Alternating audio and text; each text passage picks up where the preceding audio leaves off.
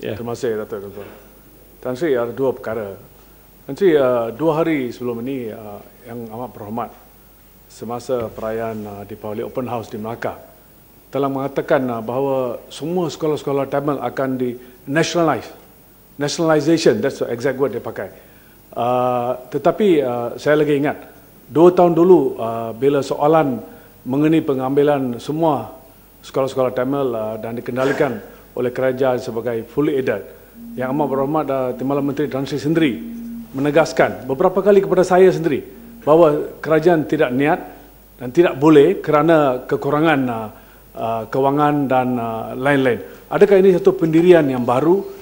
Kalau itu pendirian yang baru, adakah kementerian yang berhormat mengetahui mengenai perkara itu, dan apakah tindakan susulan diambil dan tempoh masa ini betul-betul akan diimplementasikan? Dan kedua, Tan Sri betul, Datuk yang betul, adalah mengenai baru-baru ini ada beberapa ahli parlimen dan juga ahli-ahli politik mengatakan bahawa sekolah-sekolah vernacular patut ditutup, sekolah Tamil dan sekolah Cina.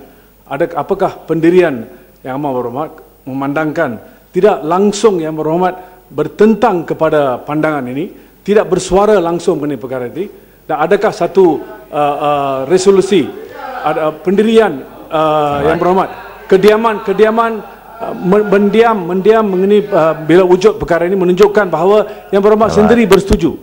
Adakah itukah pandangan yang persepsi rakyat perlu ambil? Terima kasih, Muhammad. Yang pertamanya, mungkin apabila Yang Amat Berhormat Perdana Menteri menyebutkan dia akan dinationalizekan, saya tak tahu apa istilah yang digunakan. Maksudnya tadi ialah kalau sekiranya sekolah-sekolah jenis kebangsaan Tamil berhajat untuk menjadikan dia sebagai sekolah bantuan penuh kerajaan, maka itu boleh dibuat. Dalam dasar yang sedia ada pun sudah kita putuskan itu, sudah ada beberapa buah sekolah yang memenuhi kriteria dan diminta oleh ibu bapa dipersetujui untuk dijadikan sebagai sekolah kerajaan penuh, dan bila dikemukakan kita ambil kira keadaannya, kita boleh bersetuju menerima. Itu yang saya fikir dimaksud oleh Perdana Menteri. Jadi apapun terserah pada pihak lembaga yang ada di sekolah ataupun persatuan ibu bapa yang ada di sekolah itu, kalau mereka memikirkan dia tidak mampu untuk menguruskan sekolah dan sebagainya, walaupun sekolah itu dapat bantuan daripada kita, maka dia boleh kemukakan kepada pihak Kementerian Pendidikan dan kita menimbang keadaannya. Itu saya fikir yang dimaksudkan oleh Yang Amat Berhormat Perdana Menteri. Cukup. Soal yang kedua itu soal kedudukan, sebab saya senyap bukan pasal apa. Kalau Yang Berhormat membaca Pelan Pembangunan Pendidikan Malaysia yang sudah jadi blueprint dan diedarkan pada semua khalayak Malaysia, dalam itu sudah pun disebutkan status sekolah ini. Sekolah-sekolah jenis kebangsaan Tamil dan Cina sudah pun diiktiraf dalam sistem pendidikan kita. Itu ada dalam itu. Kalau ikut lihat dalam laporan itu, bermakna kita menerima hakikat bahawa ini sekolah-sekolah yang telah pun terbina sebahagian besarnya sebelum zaman kita merdeka pun, tahun 20-an, 30-an, dan pernah Perdana Menteri menjawab soal itu, mengatakan dia sudah menjadi sebahagian legasi kita. Mau tidak mau kita harus terima kenyataan, itulah kedudukan sebenarnya. Jadi dia sudah pun masuk dalam sistem kita, kerana dalam laporan Pelan Pembangunan Pendidikan Malaysia, daripada input yang kita terima daripada semua pihak, walaupun ada pihak mengatakan kita tutup dan sebagainya, pendirian kerajaan BN tegas, itu kedudukannya. Jadi saya tak payah nak komen apa-apa, pasal it's all written in black and white dalam Pelan Pembangunan Malaysia. Itu yang saya nak sebutkan. Tan Sri, betul. Bila satu peluang macam ini menjadi negara ini, you as the Deputy Prime Minister must take the first opportunity. Perlu kritik, perlu hantam. Jangan kita khawatir, Tan Sri. Tak patut kata kalau Menteri Dalam Negeri pun mengatakan sedemikian.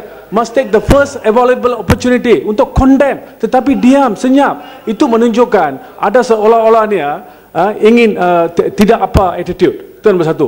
Nombor dua, Tan Sri, saya ada tanya, adakah pendirian Tan Sri telah bertukar? Kerana on record, 2 tahun dulu bila saya tanya mengenai pengambilan sekolah-sekolah vernacular di negara ini, Tan Sri mengatakan dengan very crystal clear bahawa tidak ada minat, tidak ada program sedemikian, a total sea change pada masa sekarang.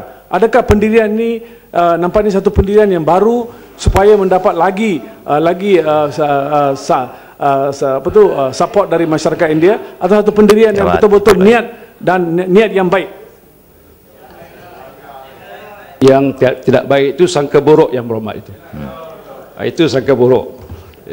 Bila saya sebagai orang Islam, saya tidak pernah bersangka buruk. Lebih baik pun lepas balik daripada haji ini, lebih tidak bersangka buruk. Jadi itu saya Hindu pun tadi sudah pun ada di dalam laporan itu. Cuba rujuk balik laporan itu yang telah jelas menyatakan kedudukan sekolah-sekolah jadi kebangsaan Tamil dan Cina. Jadi senyap saya itu bukan pasal saya sudah berubah pendirian. Saya kata kalau banyak cakap pun banyak dosa. Lebih baik kita tegas pendirian itu. Jadi bagi saya tak apalah orang boleh bahas. Saya fikir kita tak harus sekat dan halang kalau sesiapa pemimpin mana pihak berbaik yang berhormat ke siapa nak menyatakan pendirian. Tapi dari segi sudut kerajaan dan kabinet dah ada keputusan tegas. Tak ada apa-apa perubahan yang kita nak buat. Jadi itu harus diterima dengan baik. Jangan ada sangkaan-sangkaan buruk bagaimana yang disebut oleh yang berhormat tadi.